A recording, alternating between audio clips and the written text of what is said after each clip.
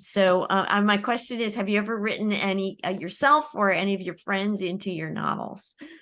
No. Do you know what? I think I've literally just wrote something on somebody else, a blog post about this on somebody else's blog about writing realistic characters. But writing a realistic character doesn't mean you write about a person you know necessarily. However, as a writer, as an author, I think everywhere you go, every person you meet, you catalogue them or their behaviours or their characteristics somewhere. And you never know, there might be an element of somebody who peeks through. But it doesn't mean you're writing about that person. Right. You know, I would say out of all the characters that I've written about within the Rishte series, Archie's dad is probably the one who is the closest to somebody who's real, and he's like my dad in a lot of ways. Yeah. But he's not my dad. There's a lot about him that's not my dad. However, right. his emotions, I think his gentleness, little things like how he would take his turban off and rubbing his ears because it's been sore for the whole day, that kind of thing. Right.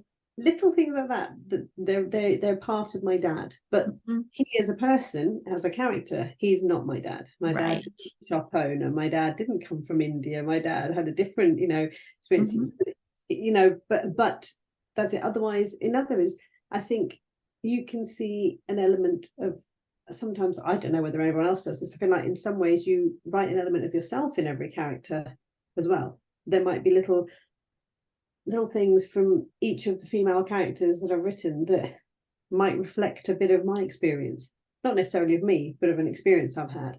And different characters, I think that they might have a facet of somebody or a shadow of somebody, but they're never a person specifically. That's I think that's how you can write realistic characters as well.